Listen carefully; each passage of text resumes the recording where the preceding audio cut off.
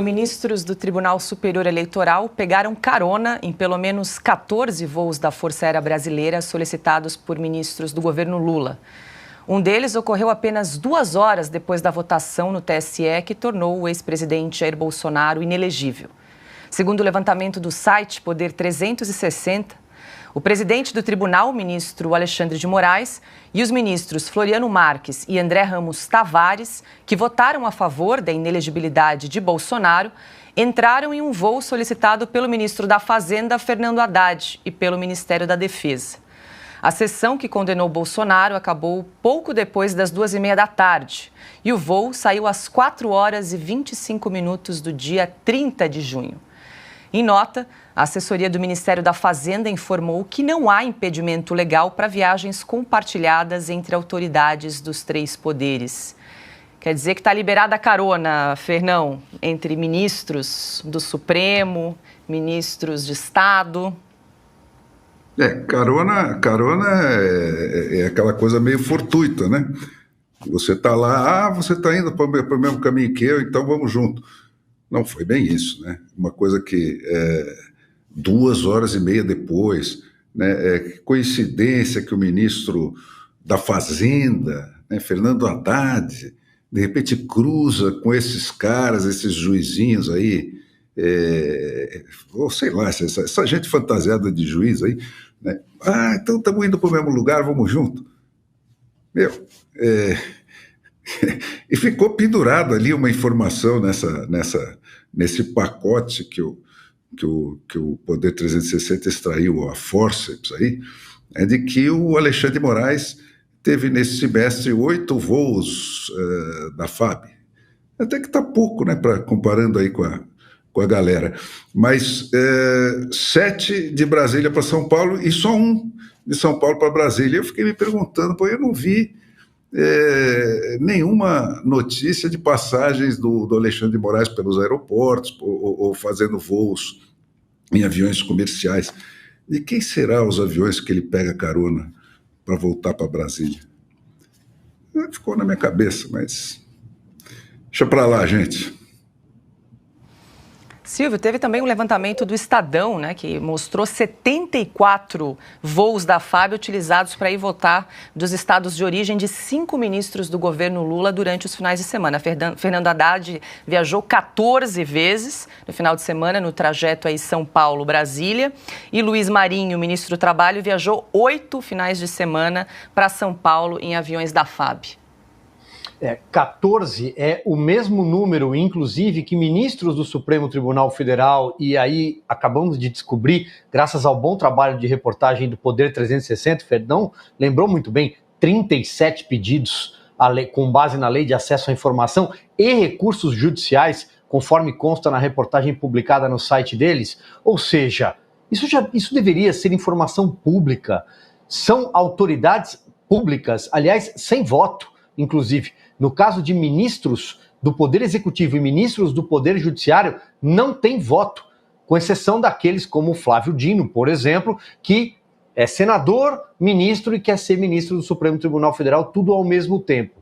Mas eles não têm voto, são autoridades, isso deveria ser informação pública. Nós pagamos impostos, nós pagamos os salários deles, dos ministros do Executivo e do Poder Judiciário. E agora descobrimos que também ministros da Corte Eleitoral também pegam carona. Não é carona o termo. Não existe almoço grátis, não existe carona. Nós estamos pagando pelo trabalho dessa aeronave decolar e pousar. Tem ali uma tripulação, tem combustível, não tem? Pois bem, quem paga? Por que eles não frequentam aeroportos comuns, voos domésticos, já que se trata de um voo São Paulo-Brasília? Será que eles não podem frequentar aeroportos? E aí não caberia uma reflexão sobre a conduta dos senhores 11 ministros ilustres da Suprema Corte Brasileira e também os ministros do governo Lula não podem frequentar aeroportos? Tem algo errado aí. Parece haver algum tipo de ruído. Paula, 14 vezes em 6 meses, de 2019 a 2022, durante todo o governo Jair Bolsonaro, integrantes do Judiciário usaram aviões da Força Aérea Brasileira 10 vezes. E agora, em 6 meses, já usaram 14 vezes. E aqui, chamo a atenção para uma relação muito mais próxima, mais uma vez, como fiz no comentário anterior, entre o Poder Judiciário e o Poder Executivo. E essa proximidade, ela não tem previsão constitucional. O artigo 2º é muito claro. Nós temos, sim, poderes independentes e isonomia entre eles, harmônicos, claro. Ninguém aqui quer ninguém sendo insultado, apedrejado, ninguém quer confusão. Mas os poderes precisam de independência. O ministro do Supremo Tribunal Federal não pode chamar o presidente da República para jantar na sua casa e a primeira-dama, como fez o ministro Gilmar Mendes. O presidente Lula não pode convidar o ministro Gilmar Mendes, Alexandre de Moraes e Ricardo Lewandowski, que aí já fica até uma confusão um pouco maior, né? Porque ele é ministro do Supremo, foi ministro do TSE e agora ele é advogado da JBS e ele mesmo votou pela prescrição numa decisão em relação à JBS e Tribunal de Contas da União, quando ministro da Suprema Corte. Que bagunça virou o Brasil, né? Enquanto não houver a devida separação dos poderes e só assim uma república funciona, não se tem memória de algo diferente, só assim, numa democracia, numa república nos moldes do nosso presidencialismo. Se partimos para outro modelo, é outro modelo, outro regime, seja ditatorial, seja parlamentarista, mas neste modelo, conforme a nossa carta e conforme está instituído, há uma grande confusão entre poderes hoje no Brasil. Pois é, Augusto, nos últimos 4 anos o Silvio trouxe esse dado, né, que consta inclusive na matéria do Poder 360, nos últimos 4 anos, de 2019 a 2022, foram 10 caronas, se é que a gente pode chamar assim, dadas a ministros do Supremo. E só nos últimos 6 meses foram 14 voos da FAB, e que chegam a custar aí R$70 mil cada um. Tem um aspecto que me consola, né? Até há pouco tempo, essa farra aérea, ela se restringia quase que a deputados e senadores e ministros de Estado pelo deboche que eles dispensam, é o dinheiro do povo. O Renan Calheiros, ele usava esse tipo de voo, quando era presidente do Senado, para fazer implante de cabelo. Como era fio por fio, em outro estado ele viajou para Burro fazendo esse negócio. No caso dos ministros, sobretudo esses ministros do Tribunal Superior Eleitoral, quer dizer, eles sabem direitinho que o povo não está gostando muito do comportamento deles, não, né? Eles não estão se expondo a viagens. É evidente que nenhum de nós aqui é celebridade, é evidente que nós não somos tão conhecidos como os nossos servidores da pátria que defendem a democracia. Agora, eu tenho uma coisa que me conforta: nunca me incomodaram em aeroporto.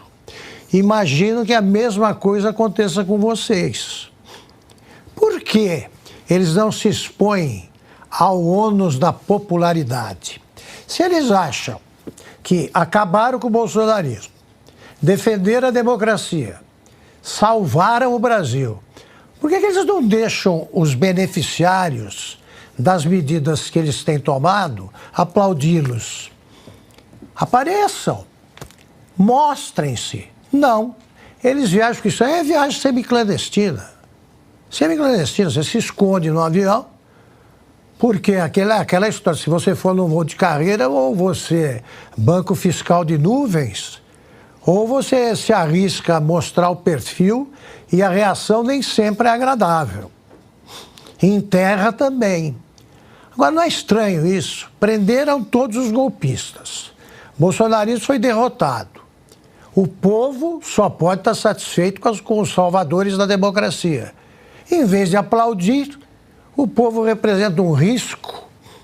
O Lula se apresenta como responsável pelo fato de que o brasileiro hoje viaja de avião, que deixou de ser pobre, viaja de avião. Então só tem lulista, democrata, antibolsonarista, e ainda assim eles metem a mão no nosso dinheiro ilegalmente e viajam de forma clandestina, porque sabem que o povo não é tão idiota quanto eles pensam. Pois é, Ana, também chama a atenção esses horários aqui que o Poder realmente traçou a cronologia dos fatos, né? A sessão no TSE encerrou, foi terminada às 14 horas 37 minutos. E o horário de partida do voo da FAB, correu às 16 horas e 25 minutos, muito próximo no mesmo dia. Viajar em missão. Essa viagem faz parte da missão. O voto também não foi em 1 minuto, 2 minutos, uma coisa assim absurda, né? Ali a decisão. Então tá tudo aí. Agora, quanta insistência, né, através da lei de acesso à informação, que luta, que dificuldade para conseguir informação desse desgoverno. Imaginem se não tivesse, né, essa lei. Para a CPMI agora, para a gente ter acesso às imagens, né, lá dos prédios, do dia da infâmia, do nosso Pearl Harbor, a gente está tendo que quase pedir para o Vaticano, né, porque não há transparência nesse governo. Não há transparência, não há povo, né, não há debate, o que há é censura, opressão no real, né, valor dessa palavra, e não como os ativistas costumam usar aí de modo leviano. Então, é uma democracia relativa, porque não tem povo, tem que esvaziar as praias para o chefe do executivo, né, fazer a sua foto ali, sem povo, mais uma vez, não tinha povo na campanha, não teve o povo que ele achava que tinha, né, na posse. Não tem povo nos aeroportos, e a turma toda, né, o conglomerado desse executivo, que inclui ministros do Supremo Tribunal Federal /TSE, eles estão todos aí tendo que viajar de jatinhos, porque não tem como encarar o povo. Eles estão mandando censurar, calar a boca da população. Não pode questionar. Vacina? Não pode questionar. Tratamento? Também não. Eu posso falar sobre as urnas eletrônicas? Não, também não. Eu posso falar sobre o 8 de janeiro? Não, também não. Não pode falar. Então, como vai olhar na cara do povo? Não tem como. É uma democracia sem povo. E muitos desses ministros estão dessa maneira, se transformaram nesse monstro de insegurança jurídica por causa do Rodrigo Pacheco. Agora, eu fico imaginando, né, a entrada ali no avião, né, a turma entrando, os ministros do Lula estão ali, aí do TSE também estão ali, eles entram e como que eles cumprimentam? E aí, tudo bem? Derrotamos o bolsonarismo. Derrotamos o bolsonarismo. Será que é assim que eles se cumprimentam? Pois é, Silvia, vale lembrar também que vai completar um mês sem que aquelas imagens registradas no aeroporto de Roma, em relação àquela discussão com o ministro Alexandre de Moraes, tenham aparecido para esclarecer os fatos, né? É isso que precisa ser lembrado, Paula, porque se a gente não falar, ninguém mais vai falar isso na imprensa brasileira, tá?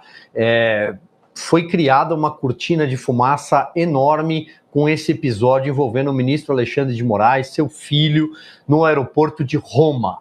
Ele teria sido agredido, segundo a versão do ministro. Depois, essa família de brasileiros que mora aqui em Santa Bárbara do Oeste, interior de São Paulo, diz que não aconteceu isso, diz que houve um entrevero por conta até da sala VIP, mas é um caso que não foi esclarecido. E é um caso que na semana que vem completará um mês que nós estamos aguardando essas imagens serem enviadas da Itália.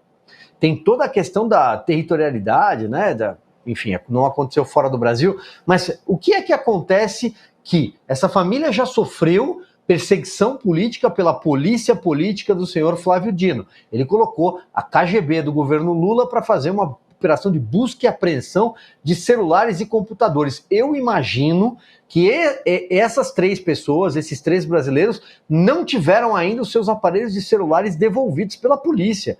Eles estão sendo ali fiscalizados, vasculhados num fishing expedition, né, numa pesca probatória por qualquer coisa. Você vai lá e busca o celular, bate a porta, toma o celular, o computador e tenta encontrar algum tipo de informação que possa incriminar. Isso é prática do comunismo, sempre muito bem lembrada aqui nesse programa, né? Práticas de ditaduras comunistas. Mas um mês e não temos essas informações ainda, essas imagens, elas estão vindo de que forma para o Brasil?